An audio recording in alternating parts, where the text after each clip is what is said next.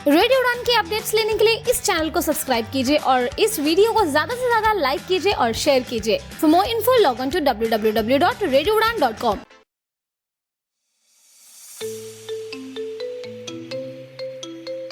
Web accessibility testing हमेशा से एक चुनौती रही है, लेकिन इस चुनौती का अब समाधान उपलब्ध है। बैरियर ब्रेक का एली इंस्पेक्ट ब्राउजर एक्सटेंशन। फिर चाहे आप कोड की लाइन ढूंढने में स्ट्रगल कर रहे हों, स्क्रीनशॉट्स ले लेकर थक गए हों या फिर बुकमार्कलेट्स में उलझे हों, इन सभी समस्याओं का एक ही समाधान, बैरियर ब्रेक का एली इंस्पेक्ट ब्राउजर एक्सटेंशन, जो समस्याओं का समाधान करता है, गलतियों की तलाश करता है और वेब एक्सेसिबिलिटी टेस्टिंग को बनाता है और भी आसान। इस एक्सटेंशन को इस्तेमाल करने के लिए आज ही लॉगिन करें www.barrierbreak.com/eliinspect www.barrierbreak.com/A11YINSPECT। ये एक्सटेंशन क्रोम और एज जैसे मेजर ब्राउजर्स के लिए उपलब्ध है। बैरियर ब्रेक का ally inspect browser extension, web accessibility testing का उत्कृष्ट समाधान। जी दोस्तों, नमस्कार, आदाब, सत श्री अकाल। मैं दानिश महाजन प्रोग्राम बदलता दौर में आपका स्वागत करता हूं। आज जब हम इस शो को ब्रॉडकास्ट करेंगे तो आज डॉक्टर डे है। 1 जुलाई को डॉक्टर डे मनाया जाता है। इस डॉक्टर डे पर हम CRC नागपुर के साथ कोलैबोरेशन में एक शो लेके आए हैं। इसका मकसद है लोगों को जागरूक करना। जो इस शो का आज का टॉपिक है वो है क्रोनिक डिसीजेज और डिसेबिलिटी। उसको कैसे प्रिवेंट किया जाए, क्या कर सकते हैं हम लोगों को जागरूक करने के लिए, समाज, डॉक्टर्स और सिविल सोसाइटी का क्या रोल होना चाहिए। अनफॉर्चुनेटली अगर आपके आसपास या घर में कोई ऐसा केस आता है तो आपको क्या करना चाहिए। ये कुछ ऐसे सवाल हैं जिसके बारे में हर किसी को पता होना चाहिए। इसी कड़ी के दौरान हमने सोचा कि ये शो किया जाए और जो आज की हमारी मेहमान है बेहद खास है, डॉक्टर है, समाज सेविका है और बहुत सारी ऑर्गेनाइजेशंस के साथ एसोसिएटेड है। तो हमारे साथ डॉक्टर मंजूषा गिरी जी हैं। उनसे डिटेल्ड बात करेंगे डॉक्टर डे पर क्रॉनिक डिसीजेज और डिसेबिलिटीज के बारे में। मंजू मैम, बहुत बहुत स्वागत आपका रेडियो उड़ान पे। नमस्कार सर, और बहुत बहुत शुभकामनाएं आपके चैनल को, जो पिछले 11 साल से अविरत पब्लिक की सेवा में काम कर रहा है, सबकी समाज की सेवा कर रहा है। मैं आपको बहुत बहुत धन्यवाद देती हूँ कि आप जो अवेयरनेस का काम कर रहे हैं वो बहुत बड़ा काम है। और मैं सबको बताना चाहूंगी कि मैं हूँ डॉक्टर मंजूषा गिरी। मैं नागपुर में स्थित हूँ, यहाँ पे मैं काम करती हूँ और यहाँ पे मैं 2 सेंटर्स पे काम कर रही हूँ। एक तो CRC कंपोजिट रिहैबिलिटेशन सेंटर, जहाँ पे क्रॉनिक डिसेबिलिटीज के जो लोग होते हैं वहाँ पे कंसल्टेशन का मैं काम करती हूँ बच्चों के लिए। और यहीं पे एक न्यूरॉन हॉस्पिटल है, वहाँ पे भी मैं as a neurodevelopmental paediatrician काम कर रही हूँ। पिछले 16 वर्ष से मैं क्रॉनिक डिसीजेस में ही काम कर रही हूँ, क्योंकि मेरी फील्ड ही वही है, न्यूरो डेवलपमेंटल डिसऑर्डर की। साथ ही साथ मैं Indian medical association Nagpur branch की पास्ट प्रेसिडेंट हूँ। पिछले वर्ष मैं प्रेसिडेंट रही हूँ। और भी association of paediatrics, adolescent health academy और बहुत सारी संस्थाएं जहाँ पे मेरा काम चल रहा है। मेरा काम मैं बाहर भी, जैसे बस्तियों में जाके बच्चों को बताना या प्रेरित करना, ये भी काम मैं कर रही हूँ। छोटा सा काम कर रही हूँ और आपके चैनल के थ्रू, उड़ान के थ्रू आज मुझे बहुत सारे लोगों से मिलने का मौका मिल रहा है जो पूरे विश्व में विख्यात है। मैं बहुत बहुत धन्यवाद देती हूँ आपको कि आपने मुझे इस कार्यक्रम का एक हिस्सा बनाया है। और आज का हमारा जो टॉपिक है क्रॉनिक डिसऑर्डर्स, जो क्रॉनिक डिसऑर्डर्स है और उसका हमारी लाइफ पे क्या इम्पैक्ट होता है, ये आज हम डिस्कस करेंगे। Thank you so much Danish sir. बहुत बहुत शुभकामनाएं और बहुत अच्छा आप काम कर रही हैं, बहुत बहुत मुबारकबाद। सबसे पहले हमें ये बताएं, थोड़ा सा हम अपने टॉपिक पे आने से पहले, कि डॉक्टर डे जब हम सेलिब्रेट करते हैं, ऑब्जर्व करते हैं, तो इसके पीछे की कहानी क्या है, क्यों डॉक्टर डे सेलिब्रेट किया जाता है, ऑब्जर्व किया जाता है? डॉक्टर्स डे जो डॉक्टर्स एक तो हमारे समाज का अहम हिस्सा है, ये सबसे बड़ी बात है। और डॉक्टर बीसी रॉय जो राष्ट्रपिता महात्मा गांधी के फिजिशियन रह चुके हैं, उनके मेमोरी में, और जो मंत्री रह चुके हैं उनके मेमोरी में 1 जुलाई को डॉक्टर्स डे मनाया जाता है all over India. National doctors day है ये। और जैसे समाज का अभिन्न अंग है, जो ये पेशा है ये नोबल पेशा है, और कहीं ना कहीं इस नोबल पेशा को, या ये जो कार्य वो कर रहे हैं, नोबल कार्य कर रहे हैं, उसका एक रिकॉग्निशन समाज की तरफ से उस दिन होता है। सो हमारे लिए तो बहुत बड़ी बात है कि जो हम काम कर रहे हैं, जो समाज सेवा होती है या जो पेशेंट का केयर हम करते हैं, हम जान की परवाह नहीं करते। क्योंकि आपने कोविड के दौरान भी अगर देखा होगा तो जैसे डॉक्टर भी एक जो भाग था, समाज का हिस्सा था, जिसने अपने जान की परवाह न करते हुए कोविड के पेशेंट का इलाज किया है। या कहीं पे नेशनल कैलामिटीज आती है, वहां पे भी डॉक्टर्स का महत्वपूर्ण योगदान रहता है। जैसे पुलिस का है, जैसे सेना का इम्पैक्ट है, सेना के लिए सशस्त्र बेशक। सेना दिवस मनाया जाता है, वैसे ही डॉक्टर्स के सम्मान में डॉक्टर्स डे मनाया जाता है। और in memory of doctor late doctor Bidhan Chandra Roy की मेमोरी में ये डे हम सेलिब्रेट करते हैं। बिल्कुल। तो ये तो रहा डॉक्टर डे के बारे में। अब आते हैं अपने टॉपिक पे। जी। शुरू से शुरू करते हैं और फिर लास्ट में मेरे कुछ अपने सवाल रहेंगे, वो हम लास्ट में लेंगे। जी, पक्का। क्रॉनिक डिसऑर्डर्स, इसको अगर हमने सरल शब्दों में कहना है, अभी तो कुछ डिसेबिलिटीज भी रिकॉग्नाइज हुई है क्रॉनिक डिसऑर्डर्स की आरपीडी एक्ट में, तो क्रॉनिक डिसऑर्डर्स एक्चुअली होता क्या है? जी, हमारे जो ऑडियंस है, श्रोतागण है, उनके लिए मैं कहना चाहूंगी कि क्रॉनिक डिसऑर्डर्स यानी ऐसी बीमारियां जो 3 महीने से ज्यादा तक चलती है, वो सारी बीमारियां वो क्रॉनिक डिसऑर्डर्स में आती है। उसमें वो महीनों तक चल सकती है, मोर देन 3 मंथ्स, या सालों तक चल सकती है, या जिंदगी भर भी कुछ बीमारियां चलती है, और जिसमें हमें हमेशा ट्रीटमेंट की, या तो वो एपिसोडिक हो सकता है या कंटिन्यूअस हो सकता है। ट्रीटमेंट और केयर, ये दोनों चीजों की हमें जरूरत पड़ सकती है। अब ये डिसऑर्डर्स कोई एक सिस्टम से रिलेटेड नहीं है। सिंपल, अगर आप साइनोसाइटिस भी अगर आप पकड़ते हैं, साइनस का इन्फेक्शन, अगर वो 3 महीने के ऊपर रहता है तो वो क्रॉनिक डिसऑर्डर में जाएगा। साइनस का हमें प्रॉब्लम हमेशा नहीं रहता है, बार बार होता है। अस्थमा की प्रॉब्लम बार बार होती है। दिल की बीमारी जैसे समझ लीजिए, ब्लड है, ब्रोन की बीमारी है, यानी हमारे शरीर में जितने अंग है उतने अंग की बीमारियां अगर 3 महीने के ऊपर चलती है, या महीनों तक चलती है, सालों तक चलती है, या जिंदगी भर चलती है, तो वो क्रॉनिक डिसऑर्डर में आती है। अब मेरा जो है न्यूरो डेवलपमेंटल डिसऑर्डर, अगर उस पे मैं फोकस करना चाहूंगी, तो ब्रेन में की जो भी कंडीशन है, जैसे ब्रेन में पानी होना, या ब्रेन में इंफेक्शन होने के बाद जो मिर्गी के दौरे या बाकी की लकवा वगैरह ऐसी चीजें आना, या कोई स्ट्रोक हो जाता है, मैलिग्नेंसीज है, कैंसर की बीमारियां जो है वो भी क्रॉनिक में जाएगा। ट्यूमर्स क्रॉनिक डिसऑर्डर्स में जाएगा।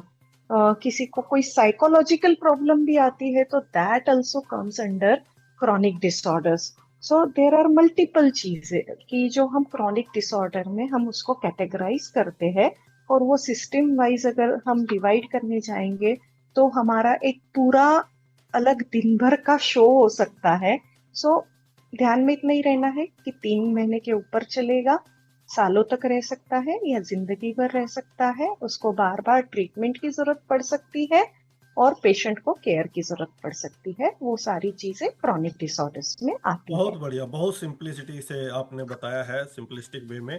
तो क्या ब्लड प्रेशर हो गया, शुगर हो गई, अगर बहुत सिंपल शब्दों में लिसनर्स के लिए हमें समझना है, तो ये सारी क्रॉनिक डिसीज का हिस्सा है?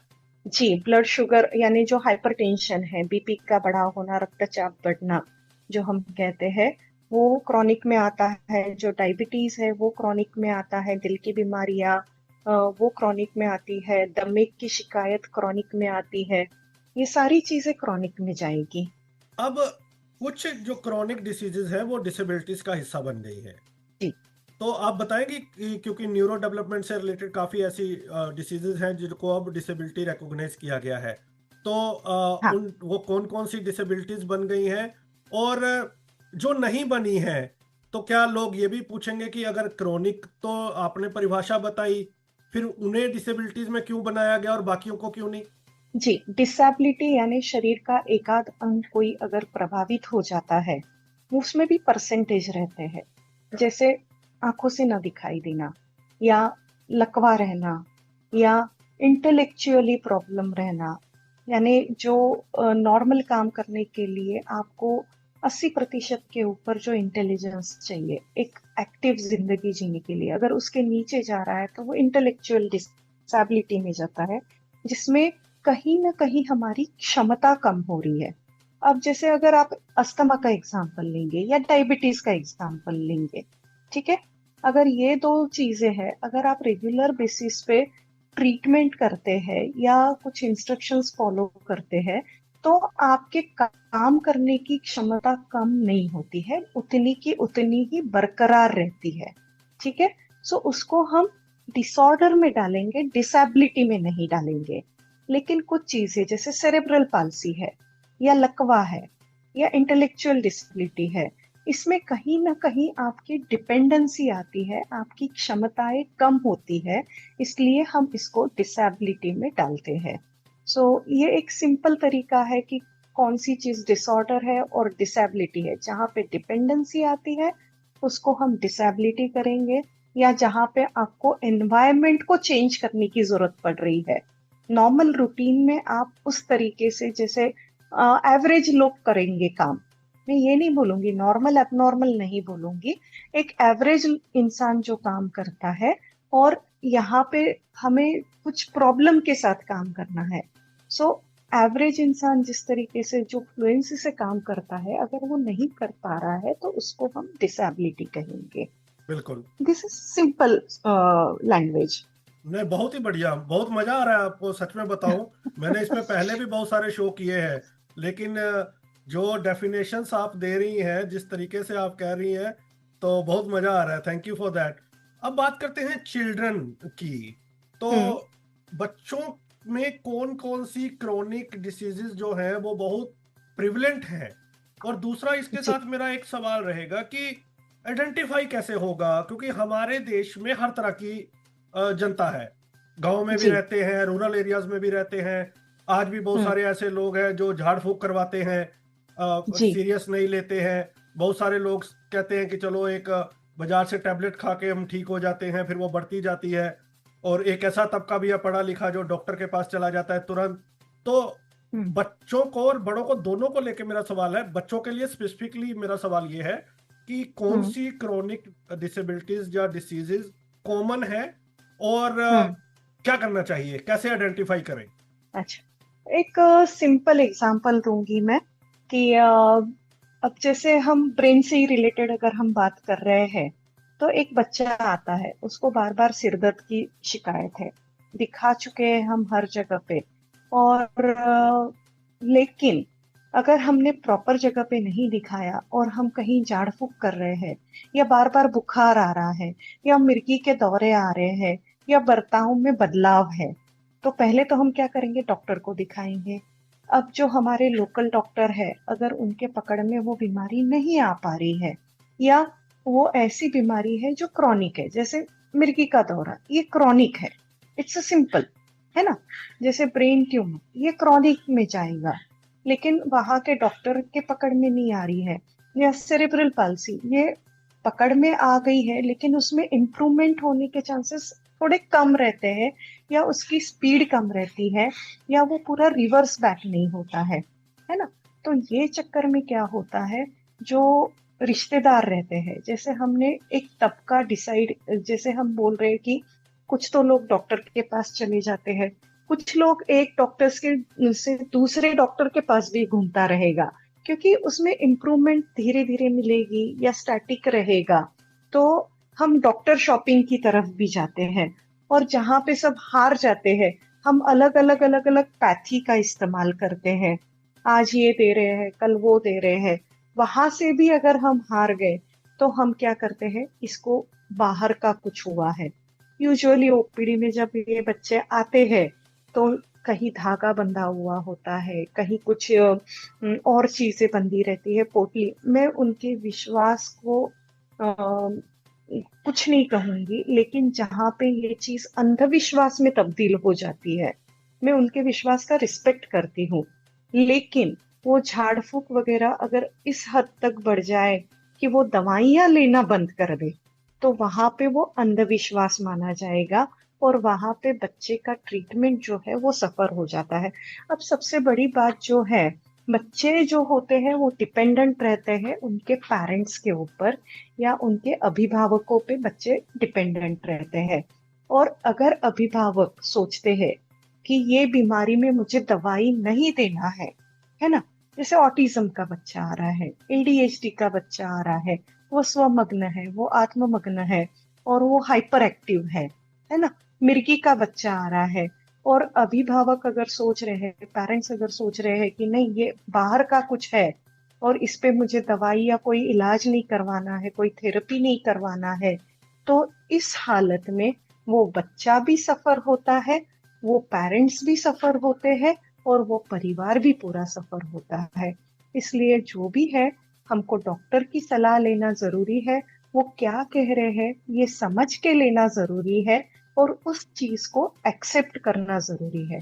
और दूसरी चीज ये होती है कि हम एक दूसरे पे ब्लेम करते हैं, तुमने प्रेगनेंसी में ध्यान नहीं रखा होगा इसलिए बच्चे को ऐसा हुआ है, या तुम्हारे खानदान में ऐसा होगा, तुम्हारे खानदान में ऐसा होगा, यहाँ तक ये बातें पहुंच जाती है। सो कहीं ना कहीं पेरेंट्स को एकजुट रह के काम करना है और साथ में काम करना है, ये चीज का भी हमें ध्यान रखना है। सो ये बाहरी बीमारी नहीं है, ये झाड़ फूक नहीं है, तो ये बीमारी है और इसका इलाज हो सकता है। बिल्कुल। बस रिजल्ट एक लिमिट तक मिल सकते हैं कोई बीमारी में, तो उसको हमें एक्सेप्ट करना पड़ेगा। एक सिंपल एग्जांपल देना चाहूंगी। मेरे पास एक बच्चा एडमिट हुआ, आईसीयू में बच्चा एडमिट हुआ, 11 साल का बच्चा, मिर्गी के दौरे कंटिन्यूस आ रहे थे, तब उसको भर्ती किया गया। अब उनको पूछा कि ये बच्चा, मुझे दिख रहा है इसको सेरेब्रल पाल्सी है, लेकिन पेरेंट्स मानने के लिए तैयार नहीं। इसको ये दौरे कब से आ रहे हैं? बचपन से आ रहे हैं। बचपन से लेके बच्चा 11 साल का होने तक उसको कोई मिर्गी की दवाई नहीं दी गई। क्या? तो इसकी आदत हो जाएगी। अगर हम ये सोच के चलेंगे ना, तो हम कहीं ना कहीं उस बच्चे का प्रोग्रेस हम रोक देंगे। और ये हमें निगेटिव सोच में नहीं जाना है, या डिपेंडेंसी हो जाएगी इसलिए मैं दवाई नहीं दे रही हूँ, ऐसा नहीं होना चाहिए। क्योंकि हमारे बच्चे हम पे डिपेंडेंट है, ये हमें हमेशा ध्यान रखना है। जो भी है एक्सेप्ट करके उसका इलाज करवाना जरूरी है। रिजल्ट कितना आएगा वो सोचना जरूरी है, उसको रिजल्ट को भी हमें एक्सेप्ट करना पड़ेगा। क्योंकि ये क्रॉनिक डिसीजेस है, इसमें कभी कभी कंप्लीट क्योर आपको नहीं मिल सकता है। बिल्कुल। यही मैं रिक्वेस्ट करूंगी। आप जैसे जैसे बातें कर रही हैं मुझे ऐसे लग रहा है कि आप मेरी सारी कहानियां मेरे सामने रख रही हैं। तो जी। जनरली मेरे को हैवी स्पेक्स लगी थी और हाँ। डॉक्टर ने कहा था वो आईसाइट बिल्कुल स्टेबल रहेगी, आपको कुछ नहीं करना, सारी उम्र सिर्फ स्पेक्स लगानी है। तो उस स्पेक्स जी। को हटाने के चक्कर में मेरे ऑपरेशन हाँ। करवा दिए और फिर मेरी आईसाइट चली गई। जी, तो बहुत बार। हाँ, हाँ ये इसमें मैं कहूंगी कि बहुत बार स्क्विंट होता है बच्चे को, बच्चा तिरछा देखता है या हाँ भेंगा बिल्कुल देखता है। और उसमें ऐसा होता है कि हेवी नंबर होता बिल्कुल। है ना। और वो हेवी नंबर अगर बच्चे को चश्मा लग गया तो लोग क्या कहेंगे, ये भी एक बहुत बड़ा पॉइंट है। और हाँ इस पे हम स्पेसिफिकली बात अगर वहां करेंगे। पे लड़कियां हाँ इस जी पे जी भी जी। हम बात करेंगे सोशल स्टिग्मा पे।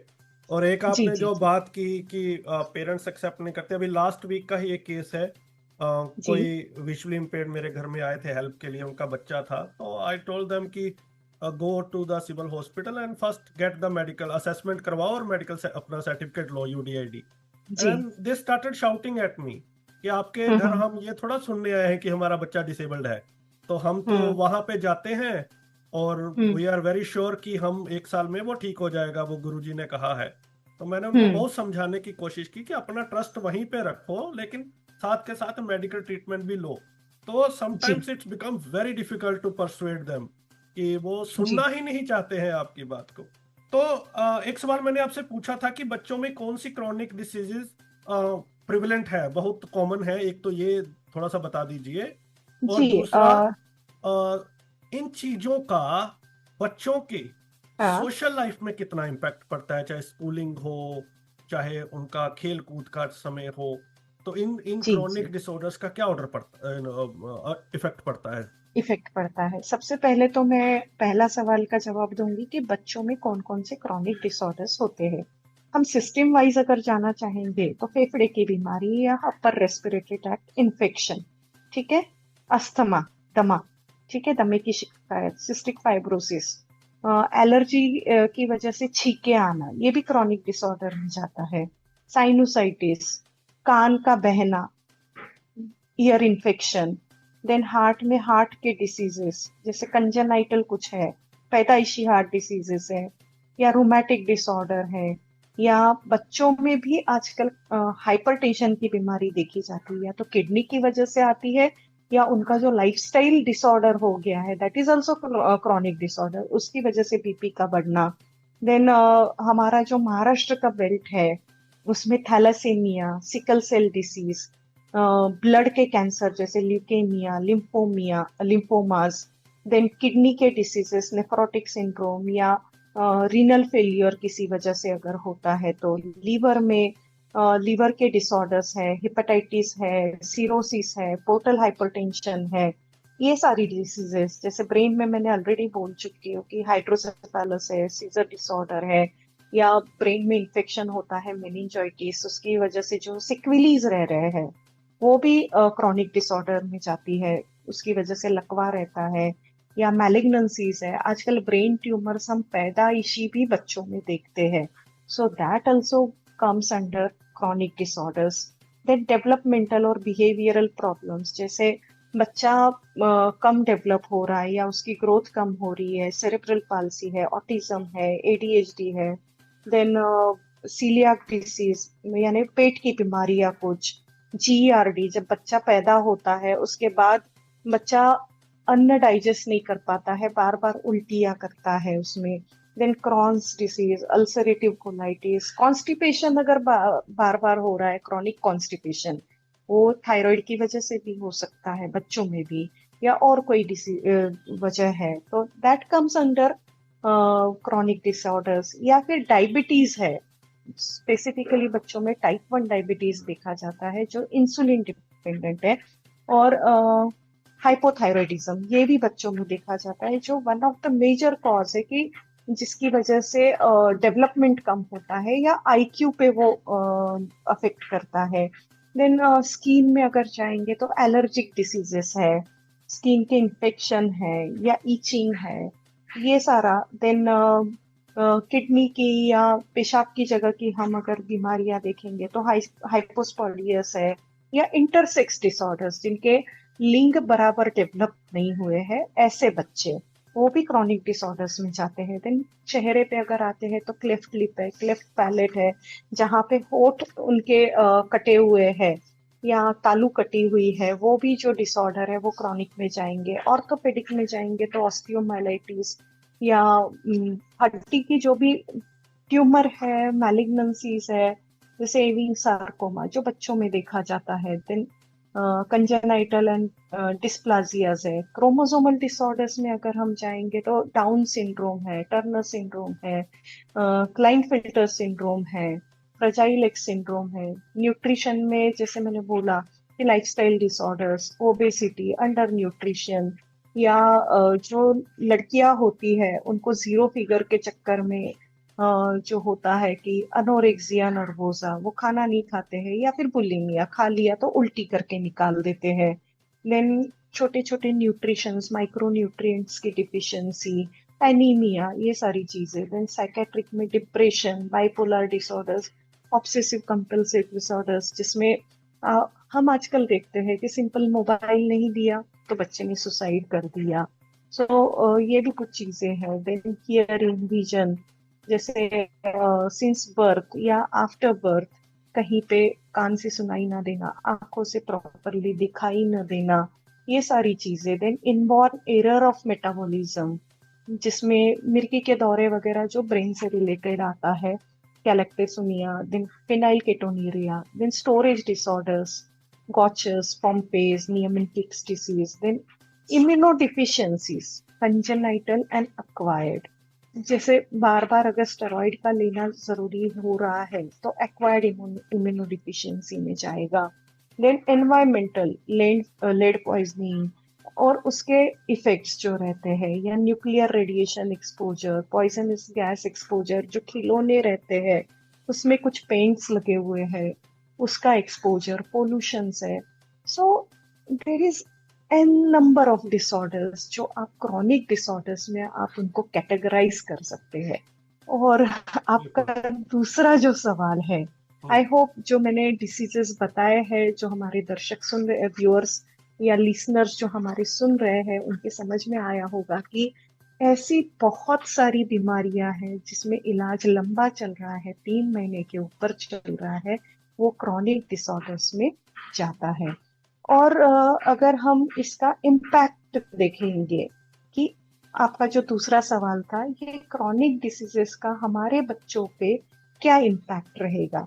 सो अलग अलग स्टेज है लाइफ की, बच्चों की लाइफ जो होती है वो 4 स्टेजेस में डिवाइडेड होती है। जैसे नियोनेटल और इन्फेंसी वाला पीरियड, यानी जो 1 वर्ष के अंदर का पीरियड है, या प्री स्कूल यानी स्कूल जाने से पहले का, then school children, and then adolescent में आएगा। सो इन्फेंसी में जो है फीडिंग प्रॉब्लम आएगा, सेपरेशन एंजाइटी, वो बच्चा क्लिंगिंग रहेगा, मदर पे डिपेंडेंट रहेगा या केयर गिवर पे डिपेंडेंट रहेगा। और बार बार अगर बच्चे को पिन प्रिक्स हो रहे हैं तो एक एंजाइटी उसी एज से डेवलप होती है। एक सिंपल एग्जांपल मैं इसका देना चाहूंगी कि एक नॉर्मल भी बच्चा है, अगर वो पीडियाट्रिशियन के पास जाता है और उसको किसी पर्टिकुलर रूम में वैक्सीनेशन दिया जाता है फॉर प्रिवेंशन ऑफ डिसीजेस, अगर वो वैक्सीनेशन की एक रूम है उसकी पर्टिकुलर, तो वो मेमोरी उसकी उतनी स्ट्रांग रहती है, या वो फियर उसका इतना स्ट्रांग रहता है कि वो बच्चा 4 साल का होने के बाद भी अगर वहां पे आता है तो उसको कहीं ना कहीं थोड़ा सा डर लगता है। सो ये जो इम्बाइब होता है उनके माइंड में, या जो क्रैंकी होते हैं वो बच्चे, ये सारी चीजें उसमें होने लगती है। और कभी कभी ये चीजों को लिमिटेशंस है, ये बीमारियों के ट्रीटमेंट में लिमिटेशंस है, ये हमें जानना पड़ता है। और उसको एक्सेप्ट करने में बच्चों को तकलीफ होती है, क्योंकि वो लिमिटेशंस, वो रेस्ट्रिक्शंस है ना। एक बच्चा दौड़ रहा है, एक रूटीन बच्चा या एक नॉर्मल एवरेज बच्चा दौड़ रहा है, और जो हमारा बच्चा है वो अगर दौड़ नहीं पा रहा है किसी वजह से, सेरेब्रल पाल्सी की वजह से, intellectually he is normal, but due to disability he is not able to participate in school activities, वो भी एक इम्पैक्ट रहता है। या सोशल सिचुएशंस में हम नहीं जा पा रहे हैं, सो वो भी एक इम्पैक्ट बच्चे पे रहता है। सो बच्चे पे साइकोलॉजिकल, फिजिकल एंड सोशल तीनों तरीके के इम्पैक्ट होते हैं कि मैं नहीं कर पा रहा हूँ, उसकी वजह से डिप्रेशन, एंजाइटी, स्ट्रेस। सोशल, वो लोगों में मिक्स नहीं हो पा रहा है, एंड फिजिकल, जो ऑलरेडी वो सफर कर रहा है। सो ऐसे डिफरेंट तरीके के इम्पैक्ट्स बच्चे पे रहते हैं। एक सवाल मुझे I- थोड़ा सा टफ आपसे पूछना है। जी। I hope you won't mind that, ये बहुत बार मेरे से पूछा जाता है और you are the best person जो हमारी कन्वर्सेशन हो रही है। एक तो डॉक्टर्स का बहुत बड़ा योगदान है, ऑब्वियसली समाज में डॉक्टर को भगवान का दर्जा दिया गया है कि, लेकिन एट द सेम टाइम लोगों को डिसेबल करने में भी डॉक्टरों का बड़ा योगदान है, इंडिया में खास तौर पे। जैसे मैं बात कर रहा हूँ पोलियो की जो समस्या है, आए दिन हम देखते हैं उनको गलत इंजेक्शन लग जाता है कोई ना कोई। अगर आप पोलियो के केसेस देखोगे या कुछ और बेड रीडन अगर डिसेबल्ड आप पाओगे, तो बहुत सारे जो लोग हैं उनमें से एक बड़ा नंबर है जो डॉक्टरों के गलत इंजेक्शन के कारण हुआ है। तो ये गलती कहाँ पे होती है? और ये हमें कैसे मेक श्योर करना चाहिए कि इस तरह की गलतियां डॉक्टरों से भी ना हो? स्पेसिफिकली आप किस पॉइंट पे बोलना चाहते हैं, मुझे ये थोड़ा सा बता मैं दीजिए कि कोई गलत डॉक्टर इंजेक्शन की कोई वजह से बुखार क्या। के लिए डॉक्टर के पास जाता है और उनको गलत हम्म। इंजेक्शन लग जाता है जिसके कारण वो डिसेबल्ड हो जाते हैं। नहीं, इस पे मैं थोड़ा सा कॉन्ट्राडिक्ट कर सकती हूँ आपको। बिल्कुल। ठीक है, वंस इन अ वाइल हो सकता है, क्योंकि आप जो डॉक्टर को भगवान का दर्जा दे रहे हैं, सो वो दर्जा देना आप बंद कर दीजिए। डॉक्टर एक इंसान है, वो एजुकेटेड है, उस फील्ड का जानकार है और वो ट्रीटमेंट करने में सामर्थ्य रखता है। दूसरी चीज, आप जो बोल रहे हैं कि बुखार में गलत इंजेक्शन दे दिया और उसके बाद डिसेबिलिटी रहती है, वो किस तरीके का बुखार है, हम किस स्टेज पे डॉक्टर के पास पहुंचे थे, है ना।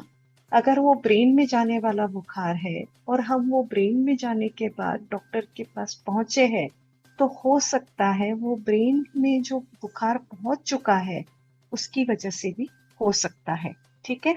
दूसरी चीज, और एक चीज मैं क्लैरिफाई करना चाहूंगी कि आज हमारे यहाँ पे ओवर द काउंटर जो मेडिसिन मिलता है, ठीक है, ओटीसी, जो फॉरेन कंट्रीज में नहीं मिलता है। ठीक है, बुखार आया, दवाई ले ली, बुखार आया, फार्मेसी में गए, दवाई ले ली। ठीक है, ये जो चीजें होती है उसमें हम कहीं ना कहीं वो बीमारी को प्रोलॉन्ग करते हैं, है ना। और बहुत सी बार हम बहुत डिलेड स्टेज में हम डॉक्टर के पास पहुंचते हैं। That can be one of the reason for these mishaps. Even मैं डिलीवरी के टाइम पे भी अगर आप बोलते हैं कि हाँ डॉक्टर ने ध्यान नहीं दिया, हमारे बच्चे को ऐसा हो गया, ये मेरे ओपीडी में मुझे बहुत सी बार सुनने मिलता है। सो उनको मैं एक काउंटर सवाल पूछती हूँ, डॉक्टर ने सीजर का बोला था क्या, दर्द उठने के बाद आप कितनी देर के बाद हॉस्पिटल पहुंचे थे। सो वहां पे भी मुझे बहुत सारी चीजें समझ में आती है।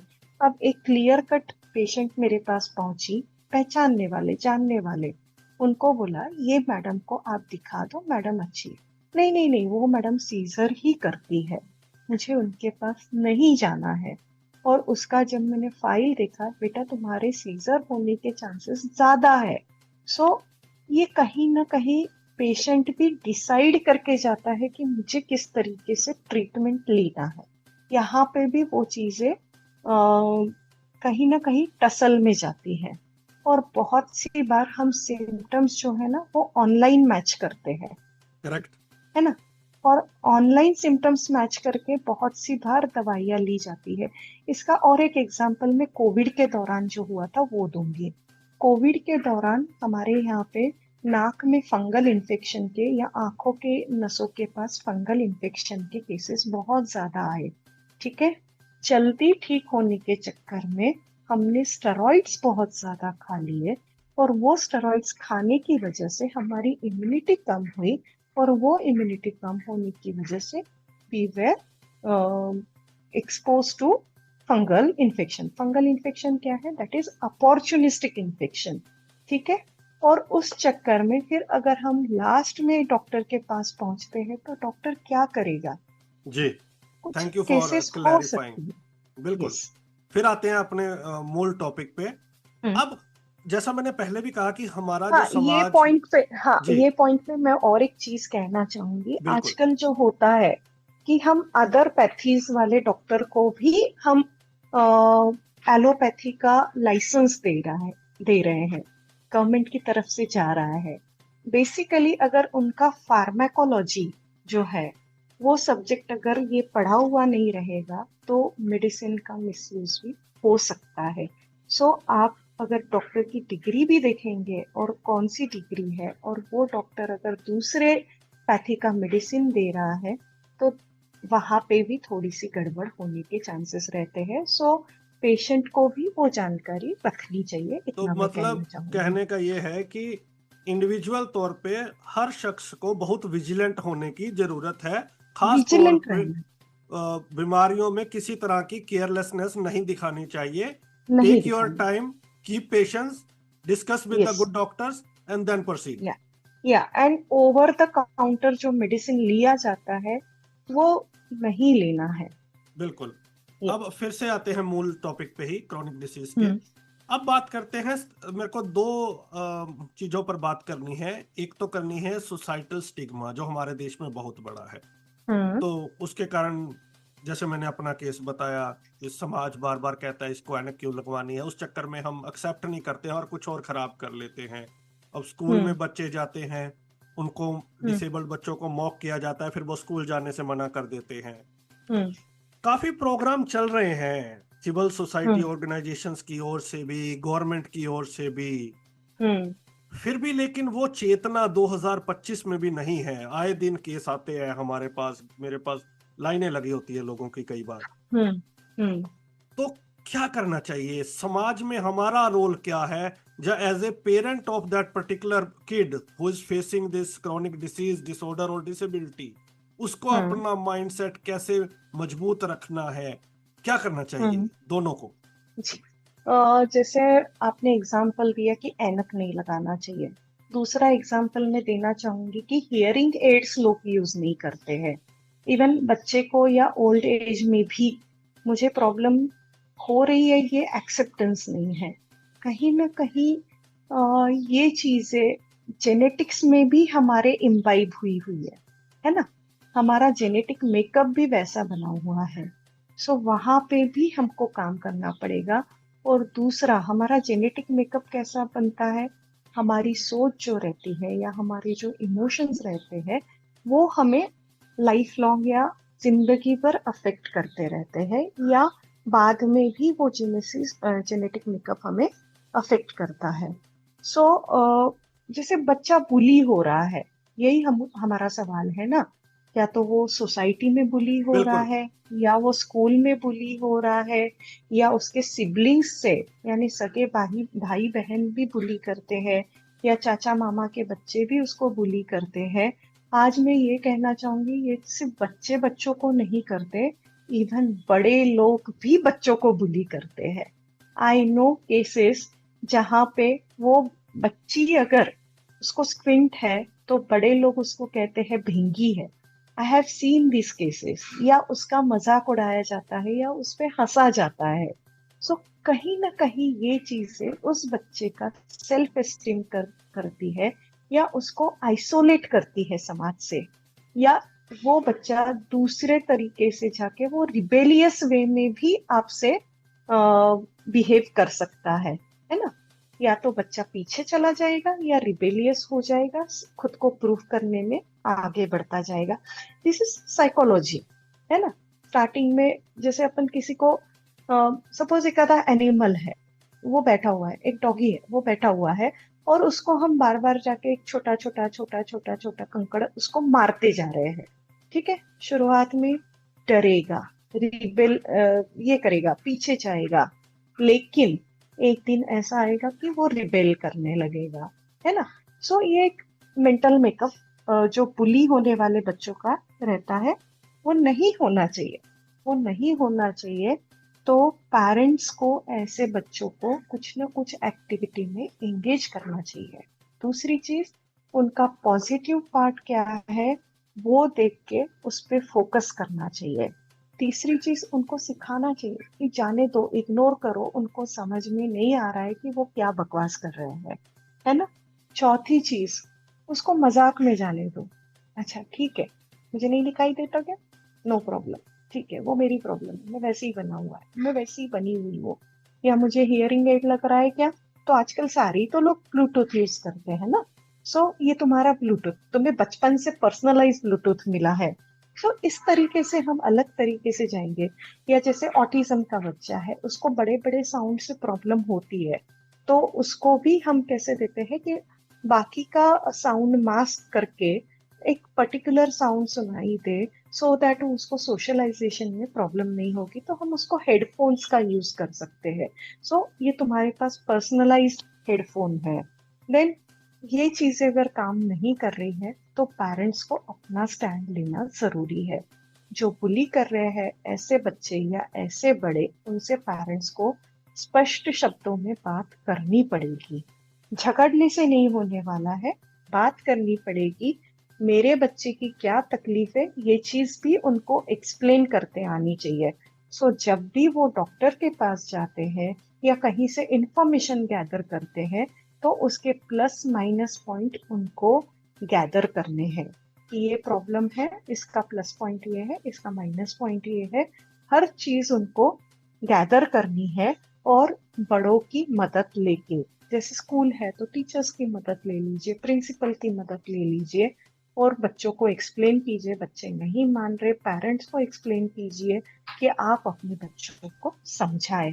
इस तरीके से अलग अलग तरीके से आपको अलग अलग जगह पे स्टैंड लेना पड़ेगा। और मेन चीज है कि आपके बच्चे में कुछ ना कुछ तो पॉजिटिव होगा, उस पॉजिटिव को आइडेंटिफाई करके उसको विकसित कीजिए। ये सबसे बड़ा पॉइंट है। आई होप जो सुन रहे हैं वो उनको समझ बिल्कुल। में आया होगा कि क्या हो रहा है। और साथ ही साथ अगर हमसे मैनेज नहीं हो पा रहा है तो हमें काउंसलर या साइकोलॉजिस्ट की मदद लेना जरूरी है। लेकिन most of the time parents जब एक्सेप्ट नहीं करते हैं तभी प्रॉब्लम आता है। और सिर्फ बच्चे बुली नहीं होते हैं, पेरेंट्स भी बुली होते हैं। बिल्कुल। बिल्कुल। अगर कहीं सोशलाइज कर रहे हैं, कहीं पे जा रहे हैं, तो 10 लोग सलाह देने वाले खड़े हो जाएंगे। सो समाज से भी मैं ये कहना चाहूंगी कि बहुत सलाह देने की जरूरत नहीं है, सबको अपना भला बुरा समझ में आता है। अगर कोई एक्टिव नहीं है, कोई पेरेंट एक्टिव नहीं है, तो मे बी वो पेरेंट अपनी बच्चे का भविष्य सोच के समझ के डिप्रेशन में होगा। सो उसको सिंपल सिंपल टिप्स से प्रोत्साहित कीजिए, ना कि उसको सलाह देते बैठिए। प्रीचिंग मत कीजिए एक दूसरे को, इतना मैं कहना चाहूंगी। बिल्कुल। इन सब में एक सबसे बड़ा सवाल वो ये है, जी इकोनॉमिक बर्डन। जी मेडिकल डे बाय डे बहुत कॉस्टली होता जा रहा है। जी। कई ऐसी क्रॉनिक डिसीजेज हैं जिसको इंश्योरेंस भी कवर नहीं करते। हम्म। अब बहुत सारे लोग तो इसी डर से डॉक्टर के पास जाना ही नहीं चाहते। जी तो इकोनॉमिक बर्डन को कैसे हैंडल करें, क्या जो, और ये कैसे रिकॉग्नाइज करें कि कौन सा अच्छा हॉस्पिटल है, कहाँ उनको जाना चाहिए? क्या गवर्नमेंट हॉस्पिटल्स भी एक चॉइस है? क्योंकि आजकल लोग सीधा ही कह देते हैं यार गवर्नमेंट हॉस्पिटल है, पता नहीं कैसा होगा, नहीं होगा। लेकिन डॉक्टर तो हम्म वहां भी बहुत एलिजिबल होते हैं। तो हम्म। इस सारे सिनेरियो को कैसे हैंडल करना है? क्या गवर्नमेंट हॉस्पिटल भी जाया जा सकता है? कौन सा अच्छा इंस्टीट्यूट या हॉस्पिटल है, कैसे रिकॉग्नाइज करना है?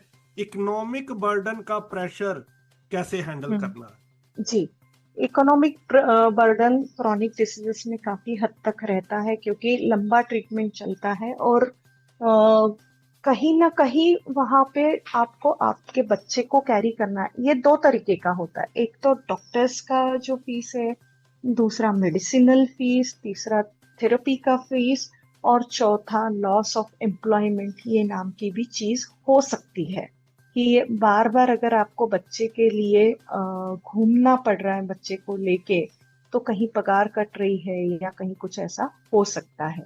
ठीक है। सो सबसे पहले मैं ये कहना चाहूंगी कि हॉस्पिटल कैसे आइडेंटिफाई करें। हॉस्पिटल, डॉक्टर की डिग्री आप देख सकते हैं, आप कहाँ लेके जा रहे हो। ठीक है। दूसरी चीज, गवर्नमेंट या प्राइवेट। सो गवर्नमेंट में भी सारी सुविधाएं उपलब्ध होती है, लेकिन लेकिन वहां पे वेटिंग पीरियड ज्यादा होता है, क्योंकि number of patients and doctor का रेशो कहीं ना कहीं कम है ना। कहीं ना कहीं as compare to number of patients doctors कम है वहां पे।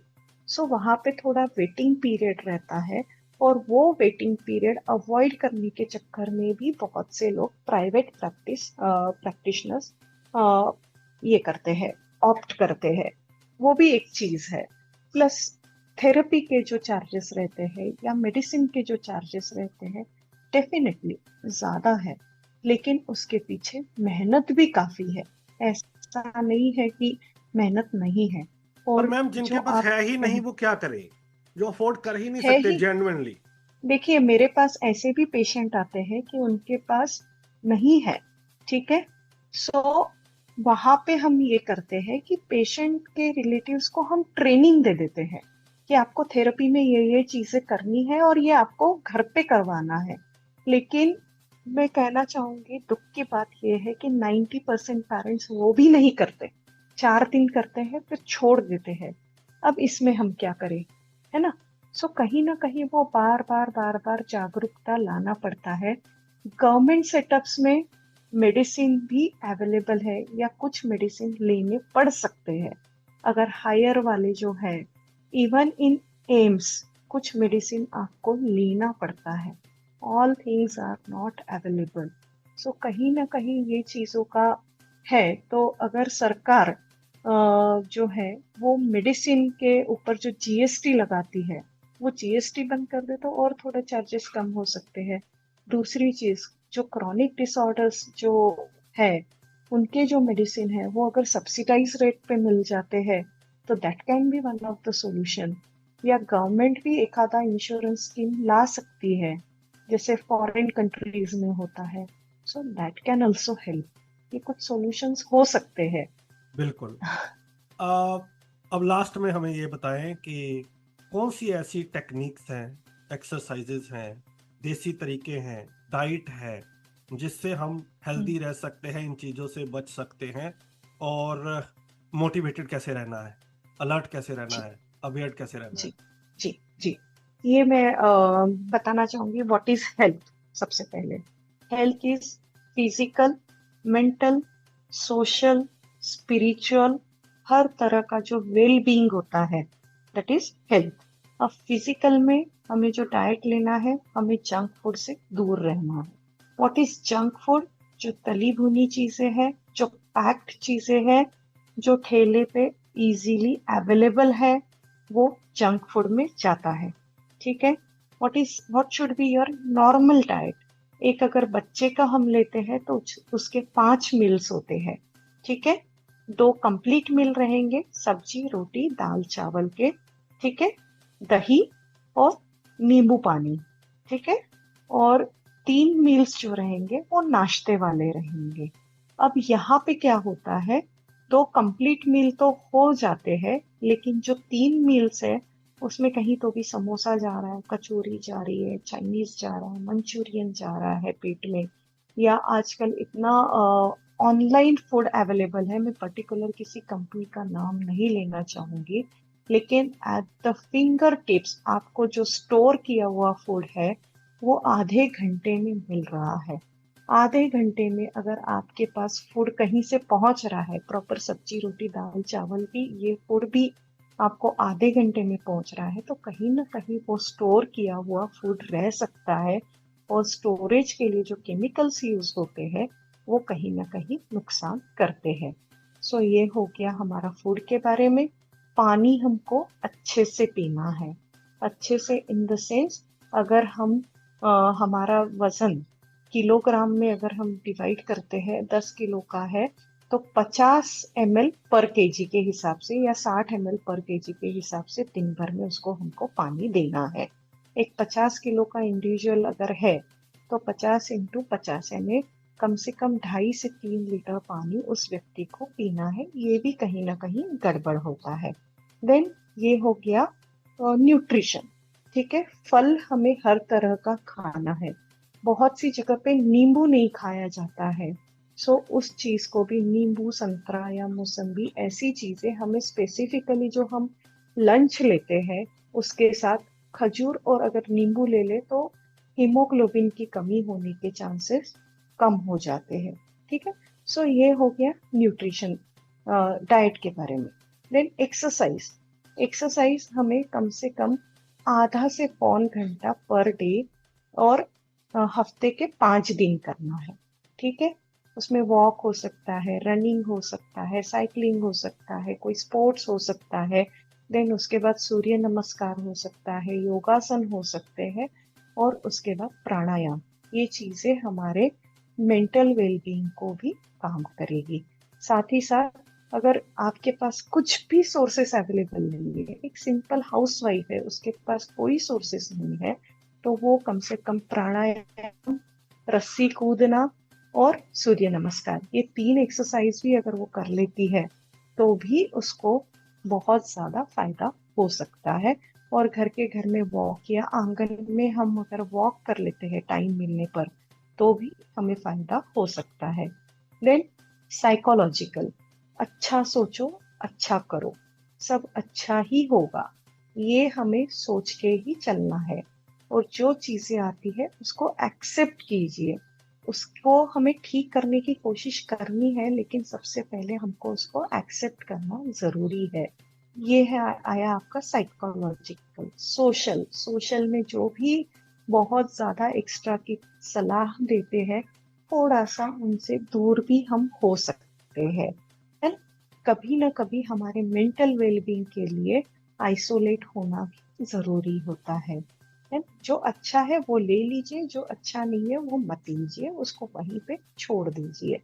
एंड स्पिरिचुअल, आप जिस किसी भगवान को मानते हैं, जिस किसी सुपर पावर को आप मानते हैं, मैं ये कहूंगी आप उसकी आराधना कम से कम दिन में 10 मिनट कीजिए। आप शांति से बैठिए, आपको सॉल्यूशंस मिलते जाएंगे और आप आगे जिंदगी में हिम्मत से आगे बढ़ते जाएंगे। इतना ही मैं कहना चाहूंगी। बहुत बढ़िया मैम, इससे बढ़िया वे नहीं हो सकता इन चीजों को पुट फॉरवर्ड करने के लिए। ये टॉपिक ऐसा है हम घंटों घंटे इस पे बात कर सकते हैं, लेकिन जी, समय की अपनी मर्यादा है। आपने अपना कीमती समय दिया और इतने आसान तरीके से हमें सारी चीजें बताई। आपका बहुत बहुत धन्यवाद। Thank you, thank you. मुझे सबसे मिलने का मौका मिला, भले ही वर्चुअली क्यों ना हो या ऑडियो की तरह माध्यम से क्यों ना हो, लेकिन बहुत अच्छा लगा आपसे बात करके। और Danish sir, hats off to you, जिस तरीके से आप प्रोग्राम कंडक्ट कर रहे हैं, आपका जो ग्रुप है, आप जो चैरिटी कर रहे हैं, आपके लिए बहुत बहुत बधाई है आपको और बहुत बहुत धन्यवाद। Thank you thank ma'am, you. Thank you.